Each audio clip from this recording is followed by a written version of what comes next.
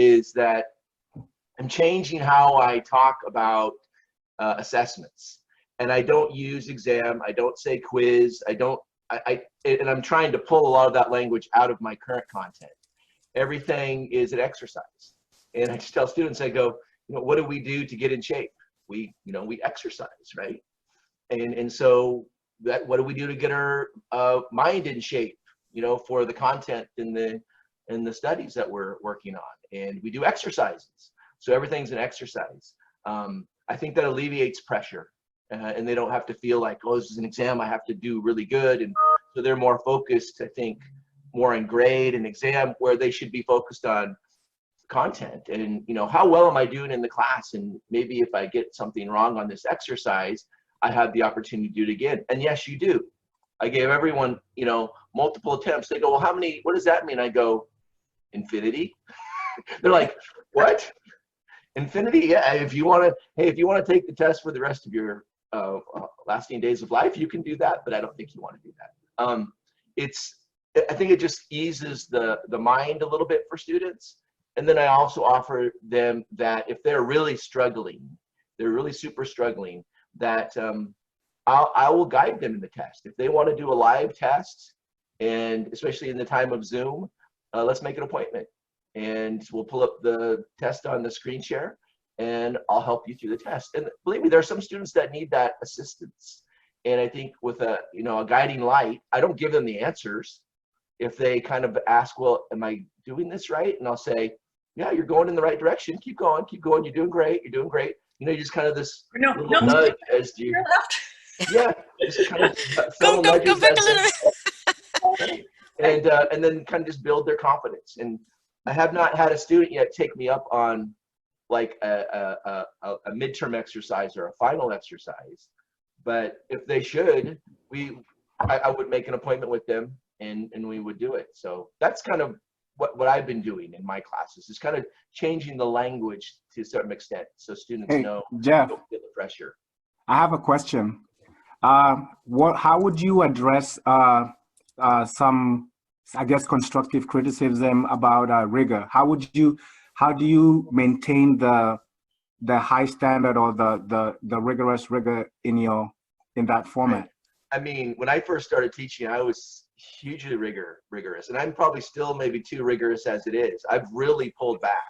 Mm-hmm. I've really pulled back because before I started learning to be a teacher here at RTC, I'm pulling and drawing from my traditional roots, 25, 30 years ago when I went to college, and thinking about my university experience and how, I hate to say it, how, really horrible it was, because I had teachers who didn't really know how to teach.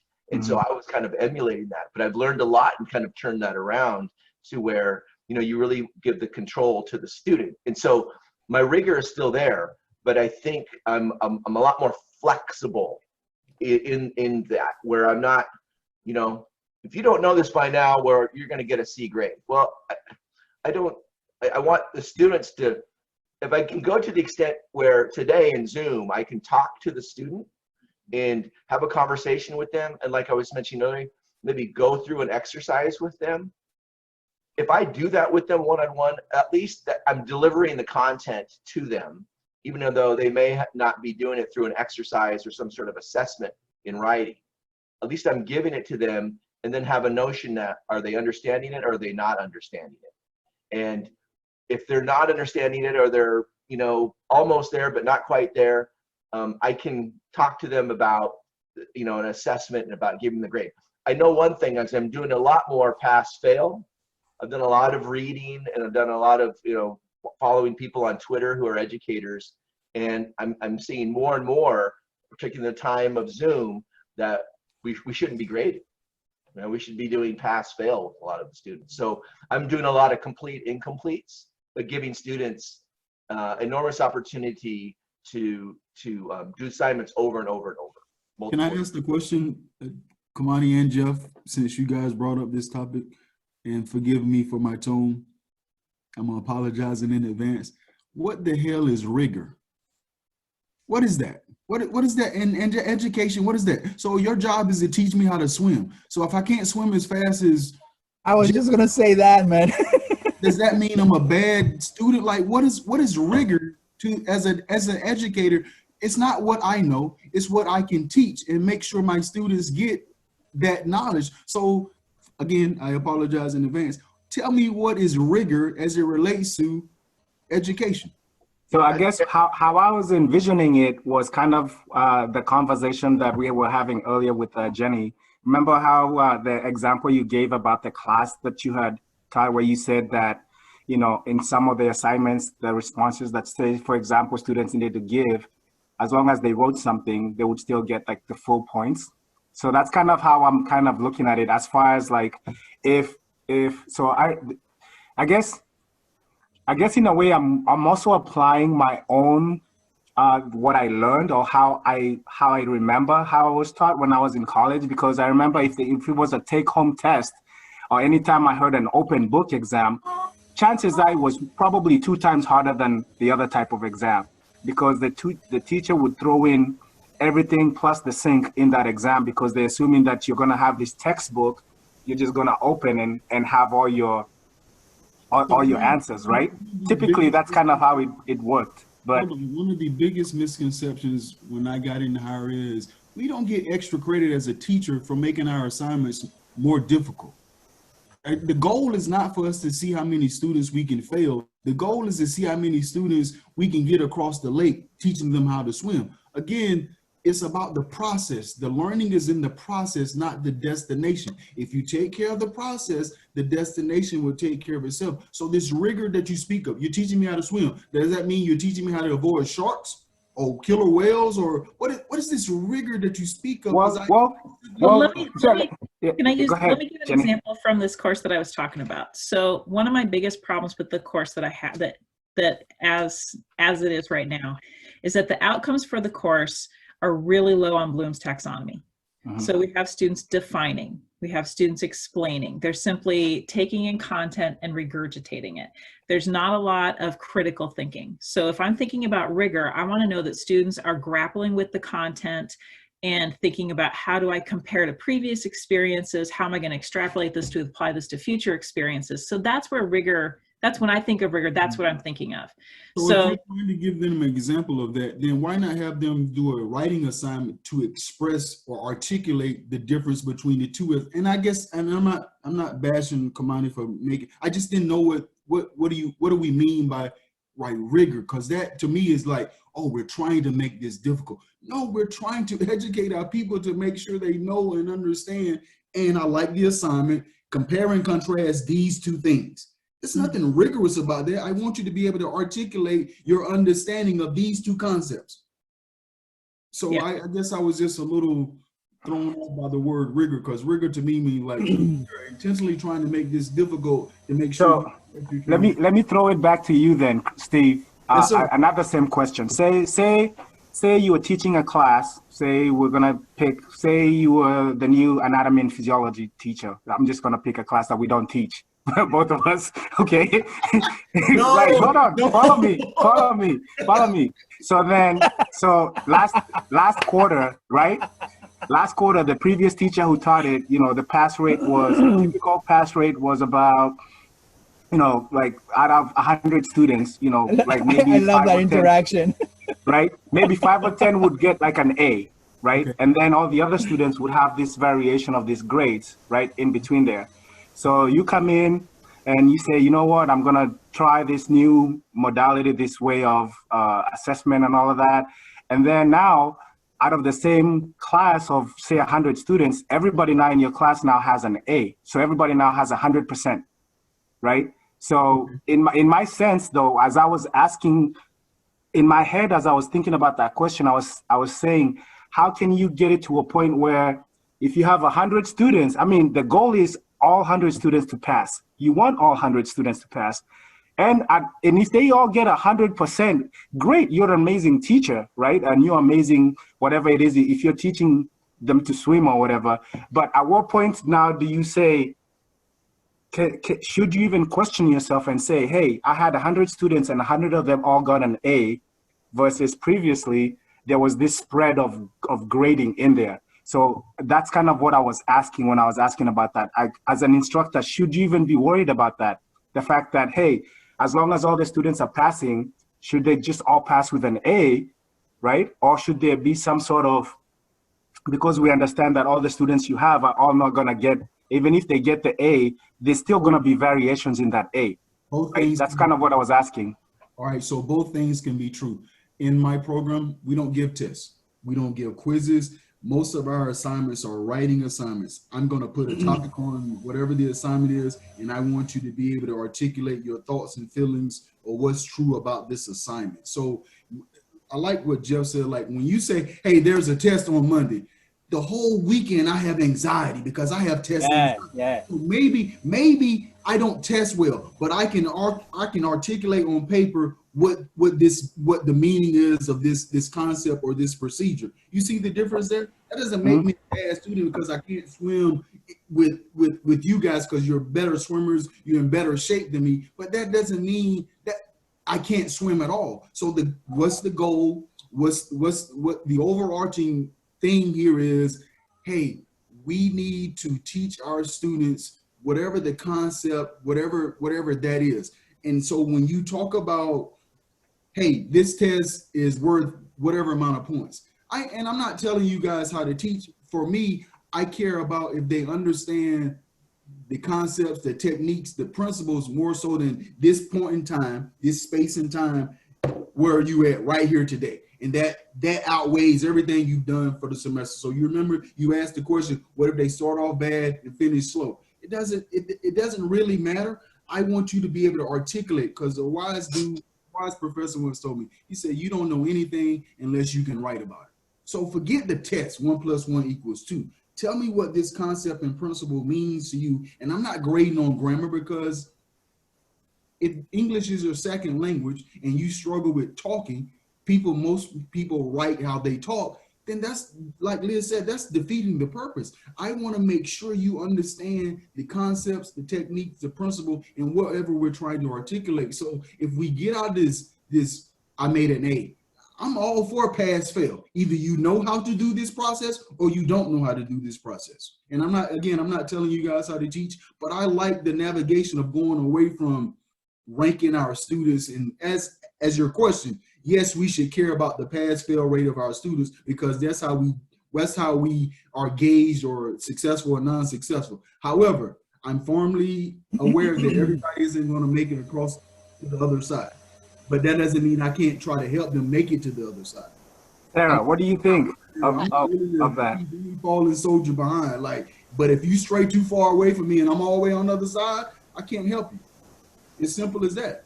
But I was moved by this rigor because I'm not an easy teacher, but I'm also not trying to make this as difficult as possible for you to get to the other side of the lake as well.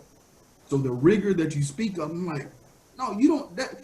Because I'm coddling, what you define as coddling, I care about my students, and I care about, if this is important to you, it's darn sure important to me, and I want you to make it to the other side. So when I want to take out all the barriers for you to get to the other side. So why throw a shark in the water if you know this is whatever level they're on? Let's remove the barriers, because to me, this educational piece of your life is so fundamental and it's so important. Why do we increase the rigor of, dude, can you just teach me how to work this machine? Simple as that. At the end of the quarter, does he know how to work this machine or does he not know how to work the machine? Simple.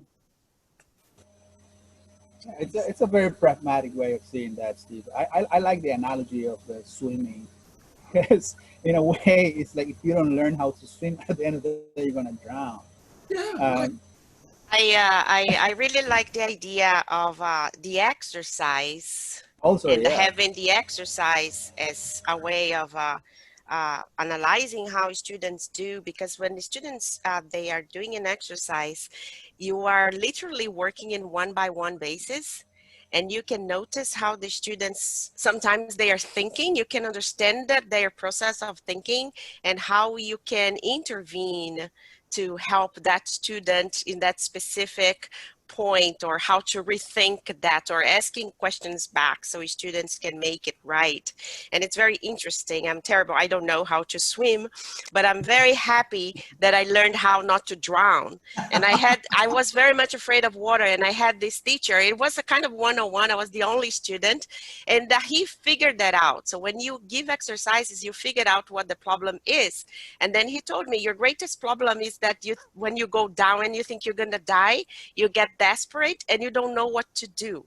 So if you do this, you're not gonna drown. If you go down and start drowning, that's how you're gonna come back up. Once he told me the movement to come up from the swimming pool, I was so happy because I learned how to float. When I went down, I knew how to come back up, and that made a big difference in my fear of water and swimming. So I really like the idea of the process. I like that. Yeah. So what I was saying, sometimes we skills.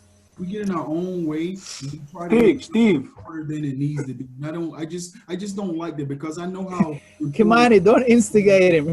I'm trying to slow him down. I wanted to hear what Sarah has to say. But I have a. You guys are doing anatomy and this and that. What about I know. Yeah. What about those teachers who have to teach, not to teach, but the students have to pass a state test? Yes. Right, and that's kind of why I was bringing it in for that rigor. And I think, Sarah, do you have something you can add to that? You are muted, Liz.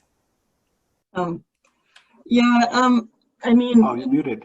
You're muted, Liz. Me? Oh, no, Liz was muted. Oh, okay. You hear me yell at everybody there. Sarah's here.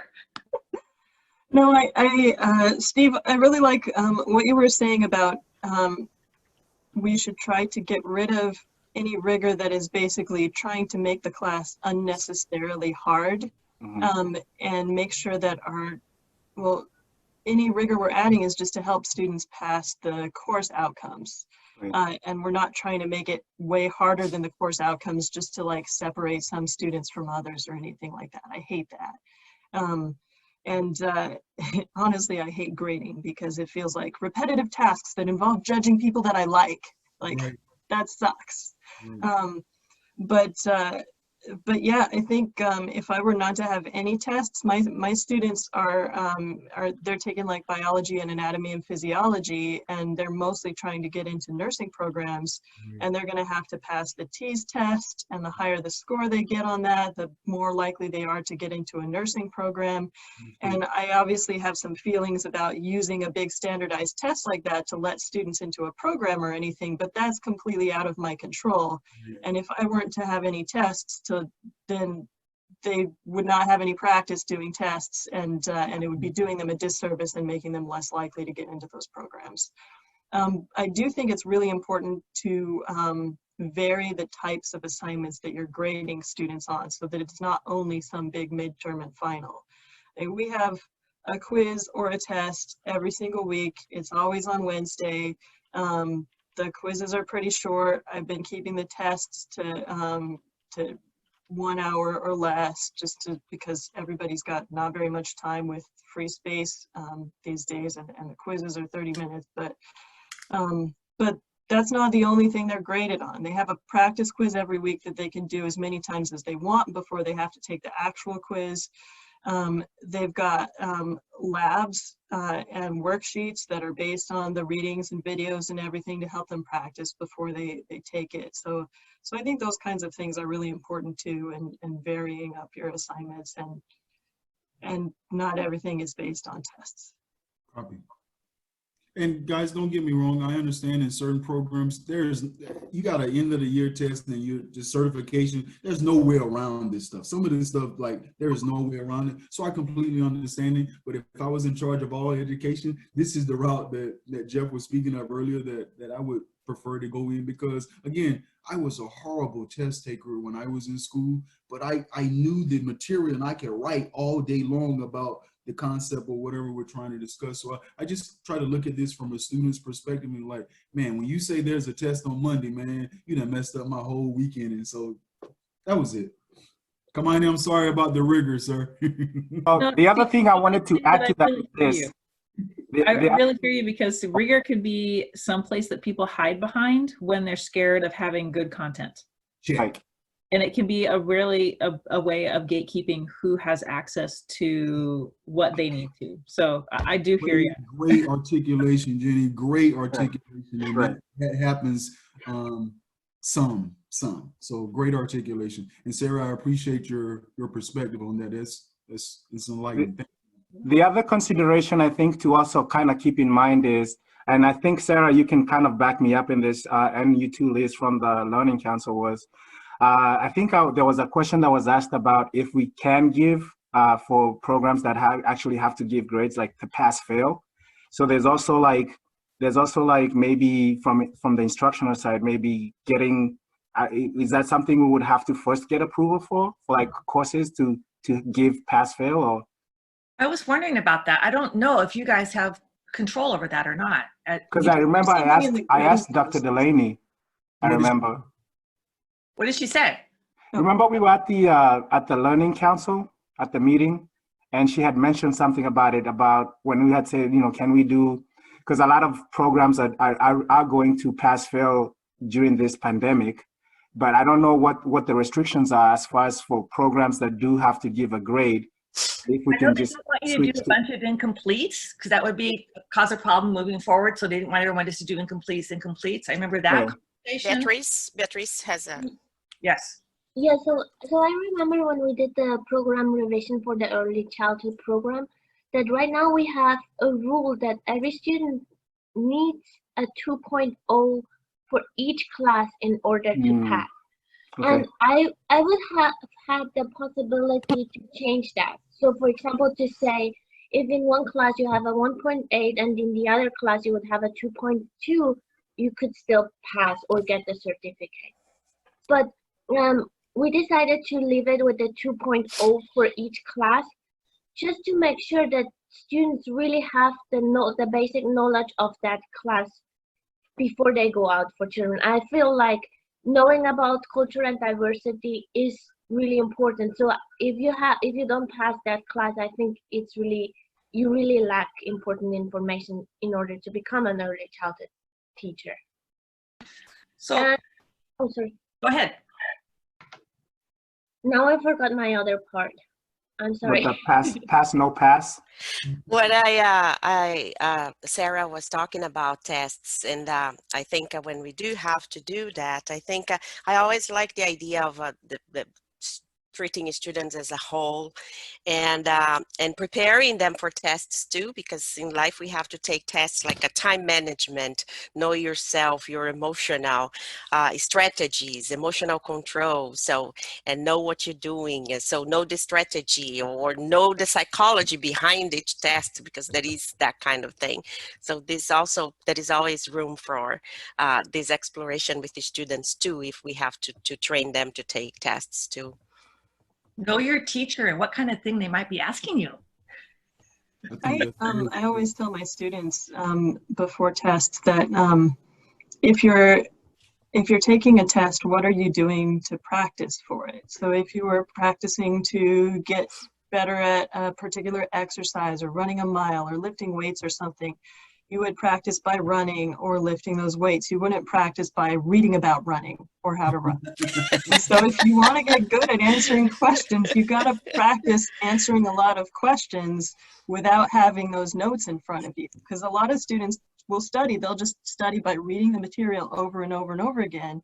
Mm-hmm. And then your brain thinks you know it because you look at it and it looks familiar because you already read it 5 times. Mm-hmm. But then the test ends up being worded slightly different way, and your brain suddenly goes, I've never seen it worded in exactly this way.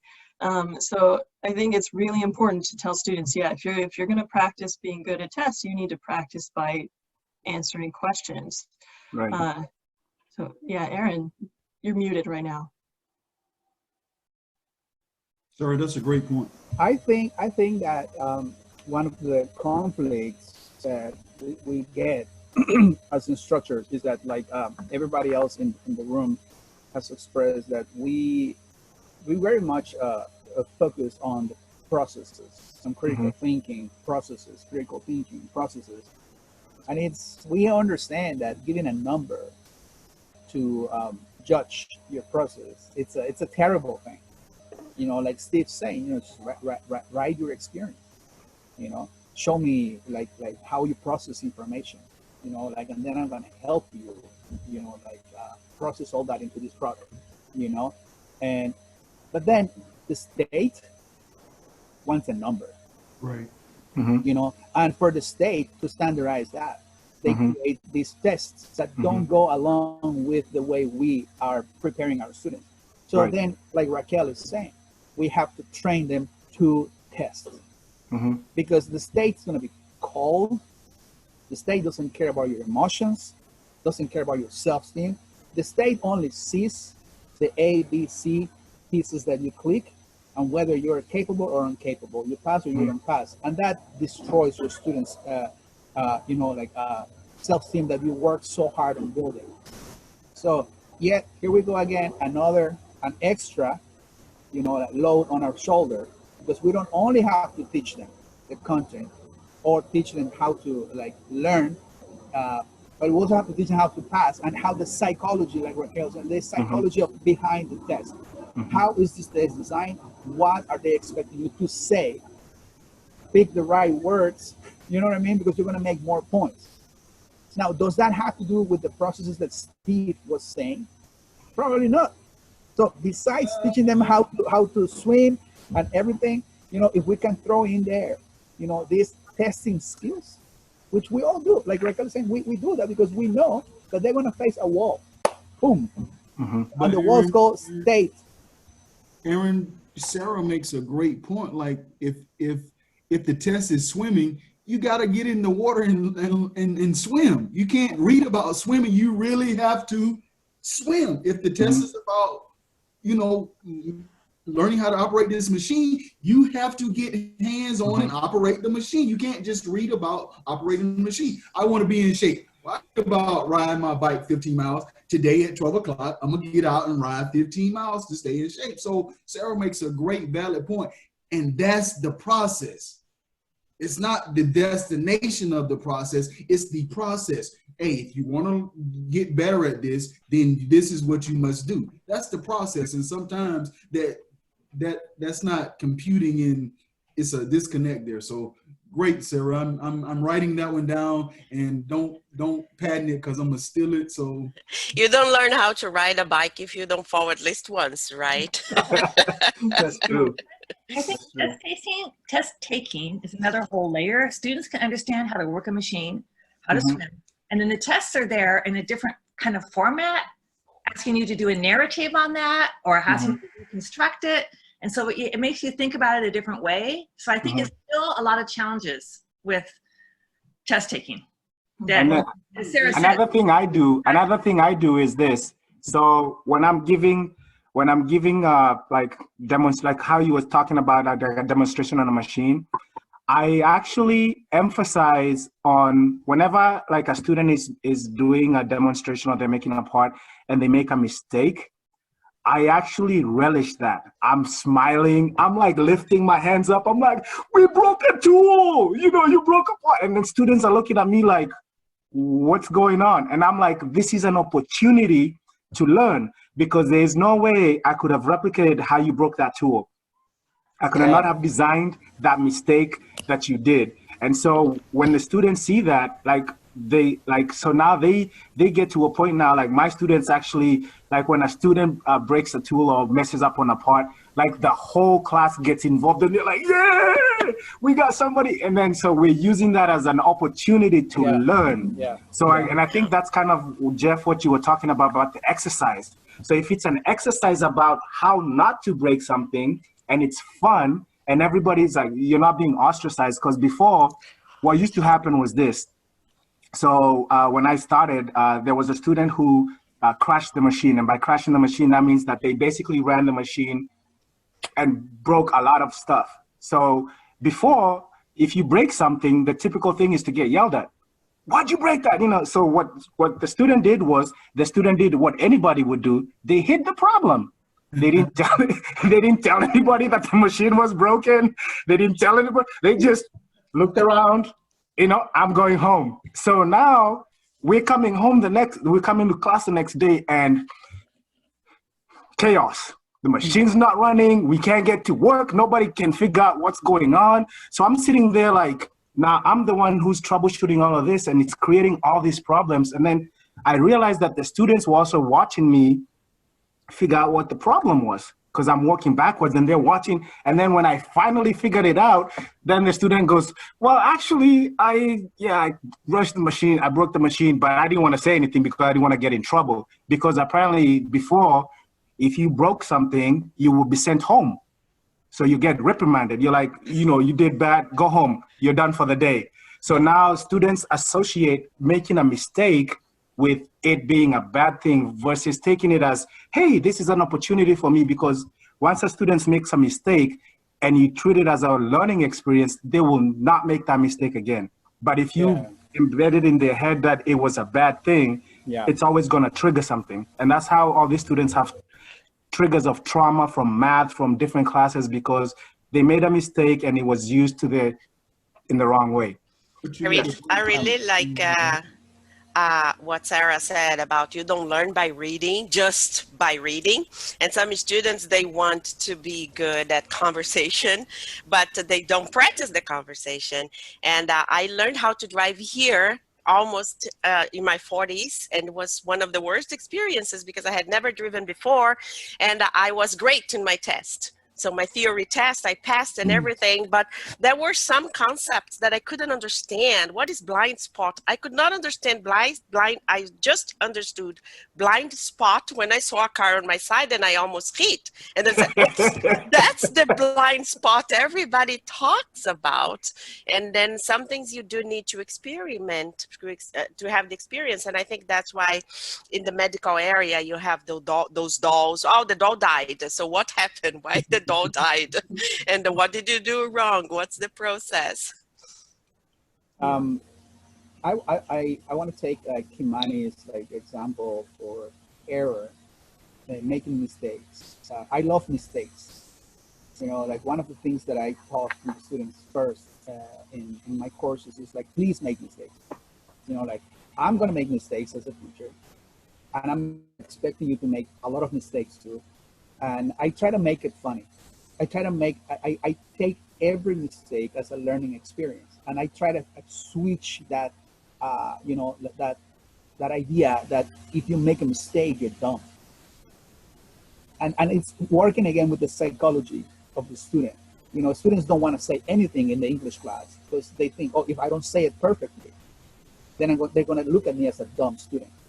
And I play with them, and I laugh, I make mistakes on purpose, and then I make mistakes, natural mistakes, and then they correct me and they laugh with me, and then I develop this culture that the more mistakes you make, the more we're gonna learn together, because that mistake you're making, guaranteed, many other students are making it too, But we're adults. We don't want to expose ourselves out there openly. Look at my mistakes, judge me. You know what I mean? I understand that process. But in my class, I promote and I tell them, the moment you stop making mistakes, you don't have to take my class anymore. You're ready to graduate. You're ready to move to the next level because you're not making those mistakes anymore. So keep making those mistakes, because the more mistakes you make, the more ammo you give me to teach you what you actually need. I don't know exactly in your mind. I cannot go inside your mind. I mean, I do test, quiz, everything, but I cannot go into your brain and say, oh, this synapses is wrong, I gotta fix it. No, I cannot do that. So my best way to help you is by the mistakes you make. But I gotta work on helping them feel comfortable with making mistakes in public. And I tell them, here in my classroom is a safe place to make all those mistakes. No one is going to laugh. Nobody is going to make fun of you. And we are going to try to help each other, and I use that tiny mistake sometimes transforms into a 20-minute grammar lesson that everybody benefits from. You know what I mean? And you cannot, like you say, Kimani, you cannot write that in the lesson plan. But you have to be ready to catch it on the spot and say, here is my opportunity. Because he needs that, and 10 more will need it too, for sure. And they're taking notes. Everybody's taking notes. Those lessons in situ are like incredible. So I promote my students, make mistakes, because if you don't make mistakes, I'm going to lose my job. Right. Yeah, because you don't need a teacher. Right. You know what I I mean? feel like you can do the same thing with questions too. Yeah. Like when my students, especially online, it's really hard to get people to ask questions. And usually when they do, they don't want to post it on a discussion board. They want to send it to me personally. So I've been, whenever I make weekly announcements, being like, I got some really great questions this week, so-and-so, and I'll say their name, gave me this awesome question, and I'm going to explain the answer to it on this video that I made for all of you so that you can see how it works.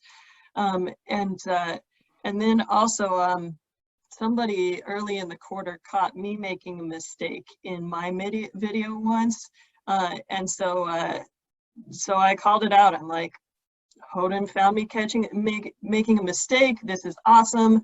I really appreciate you catching that. I'm going to give you an extra credit point for it. And if anybody else catches me making a mistake in anything, I'll give you an extra credit point too. Tell me. And now they're all like looking really carefully and trying to find places where I made a mistake. But kudos to you and Aaron for having that type of environment that students feel comfortable enough to be transparent and bring problem areas to the surface, as opposed to leaving them under the table and putting their own spin on things while they sit at home. Oh, I'm guessing what Sarah wants, or I'm guessing what Aaron wants, I'm guessing what Kamani wants. No, just ask the question. If that means you need to email me, cool. I want you to be open. I want you to be transparent. If you don't understand something, like Aaron said, this gives me an opportunity to teach. This is what I get paid to do. This is the job, so to speak. So kudos to you guys for having that type of environment. And I've seen Kamani at work, and he does an excellent job with the difficulties of working those machines. I was just blown away. So kudos to you guys for doing what you do. I appreciate you. I think another thing for that is kind of like what Aaron said is we have to, I think personality, the teacher personality also matters a lot, right? So if students perceive you as this very like, you can't take a joke, you're very always serious, and so I think that also affects how they decide to bring this question to you. And so for me, what I've done is it took a while to get students to see that making a mistake is fun. So like it's gone to a point like where now, like I know that students will make fun of each other, but it's not like, oh, you're terrible, you don't know what you're doing. It's more like, oh, you really broke that, you should know better. So it's like also understanding that we're also helping students learn how to be better teammates with each other, right? And you're gonna be at work, you're gonna make a mistake. There's gonna be somebody who probably your boss is not gonna laugh with you about it, right? But your coworker might be like, you made a mistake. So it's understanding when can you also use humor, when can you use personality to take serious a mistake. Like I do emphasize that the mistake is serious, because I'll show that, hey, now that you broke the machine crashed, it's gonna cost my program X amount of dollars to fix it. It costs thousands of dollars to fix. And I will tell them, like, if you are in industry and you did this, you would probably get fired. But the fact that you're doing this here, use this as a learning opportunity. So I'll figure out a way to spin it where there's humor, there's respect, there's this comfortability, there's personality. So it's really like a very delicate balance of all those aspects have to be in there.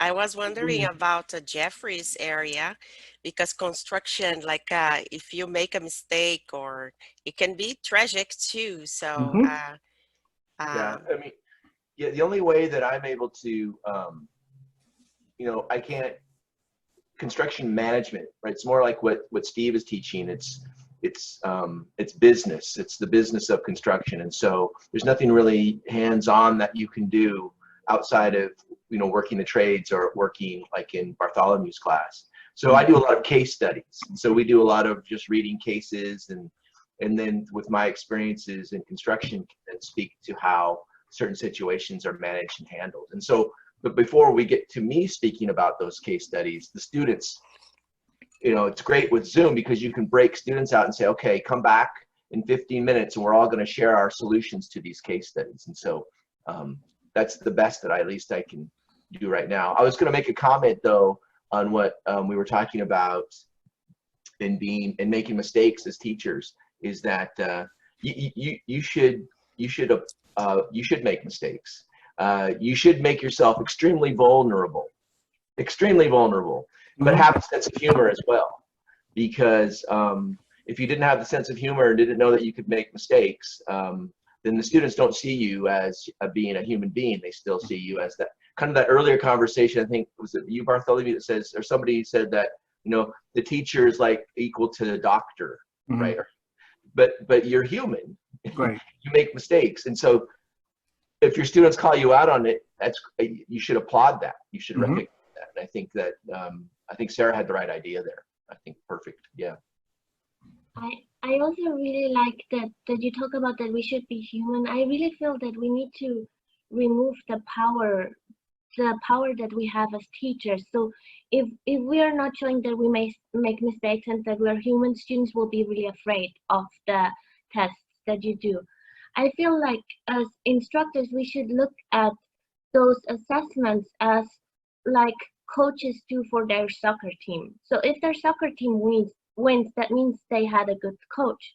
So that would mean if we have students getting great grades, that means that we did our job right. And the same is true, like if we have students that are failing, or if you see that in the final students do not get great grades, that may be on us. Maybe the way that we assess is not correct, or maybe, like many times if I see that students don't do well on a weekly online assignment, it may be my fault. Maybe the way I explained the assignment was not clear enough for the students to do so. And then I would also go back to students and tell, oh, okay, I see that this week's online assignment was not really successful and it was on me. So I will give you the chance to redo it, and I'm sorry for the mistake that I made. I have a question, especially for Sarah and maybe Kamani, and for all of you who give tests. What if you are in a classroom setting and you know the student is engaged, bright, contributes positively to the overall success of the class, but however, when it comes time to take these tests that you give, I don't do as well. How do you handle situations like that? Sarah, Kamani? Can I go first, Sarah? Go ahead. Real quick. So yeah, and the only reason is because I have to, at 11, I have a class to go to. But what I think, to answer that, I think we always have, in my head, I'm always thinking UDL, right? I'm always thinking multiple modes of engagement, multiple modes of representation. And so that means that I want to give students multiple ways for them to display that they comprehend, understand, can demonstrate this information. So if I have to do a written test, I mix them up. So sometimes I'll do a written, sometimes I'll just do, it might just be an observation. It might be a conversation. It might be a demonstration. So find ways. And then another thing is I always reach out to students and I ask students and I say that. I always speak about my own experiences when I was going through school and how sometimes I had anxiety taking exams. And so I think that if you humanize, like how Beatrice was saying, if you humanize yourself as a teacher, talk about, hey, I understand that tests, we all have to take tests. And I know some of you guys might have text anxiety. I had text anxiety when I was younger, whatever. This is what I did, and then what I'll do is another thing that from that grading conference that was talking about was removing the time constraint. So the time pressure might even change that. So if you have a test that they have to do, but you tell them they have to finish it in an hour, what if you remove that time constraint? So now the student has ability to kind of, they don't have this, hey, there's a time taking down my list. So then maybe find a different way to assess what you want to assess from that process. So maybe Sarah, you can add to that. Those are some of the things that I use. I agree about like the multiple means of learning, like the UDL stuff. Like tests are not all of your grade in my class. And even then, like we don't have like one midterm, one final type of deal. We have a quiz or an exam every single week. It's like 2 weeks, there's a quiz, and then there's an exam, and then a quiz, exam, quiz, exam. So that, so it's something that you're practicing all the time. And you're not just going to fail the class if you get 50% on one test or something. I dropped their lowest exam or quiz score. I dropped their lowest homework, and I dropped their lowest lab. If a student reaches out to me because they're having trouble on tests, we'll definitely, I'll like get on a Zoom with them. We'll talk about it, talk about some other strategies. I'm giving them practice tests before each one to work on, as well as I've made like Quizlet flashcard sets for each of the topics in my class so that they can go through with a bunch of practice questions. And I've given them things like, they have a list of topic objectives to study for each one. And in like the practice quizzes and stuff, at the end when they submit it and it gives them feedback, it says like which objective this question was related to, so that you can go back and look at the objectives and see like, okay, here's how you might turn that objective into a question.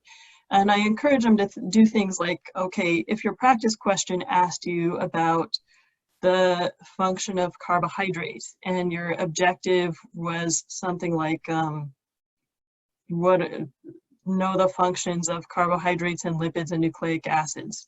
Well, what if the question was changed a little bit? Like, think of a way to make it different for yourself as practice. So what if it asked about lipids instead?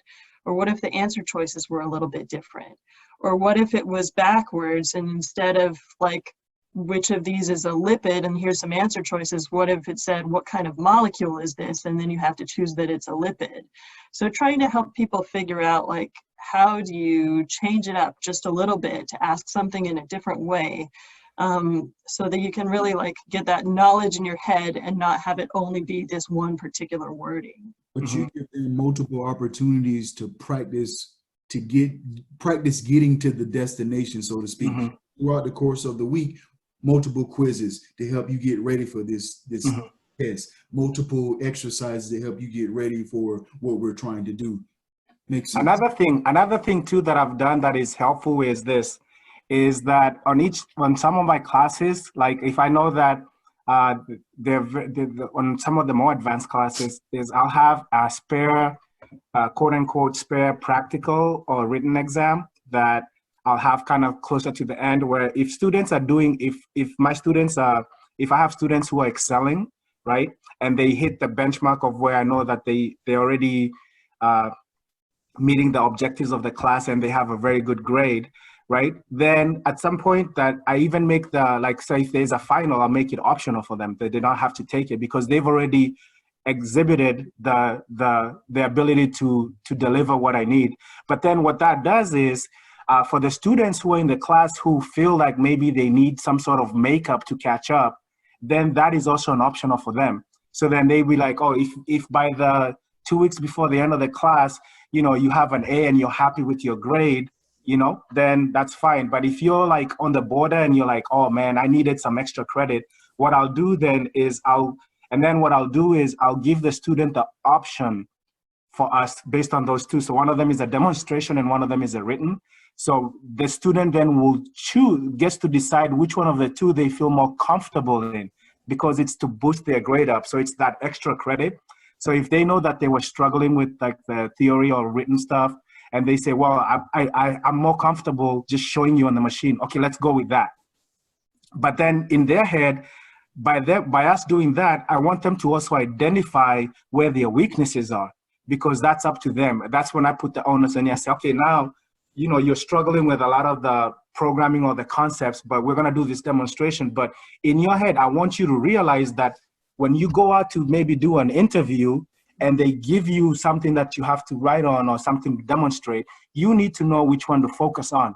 So if you're good at the demonstration, if you're gonna go for this interview, just read up on the stuff that you know you're weak on, because if they tell you, hey, go cut something on a machine, you don't even need to study that.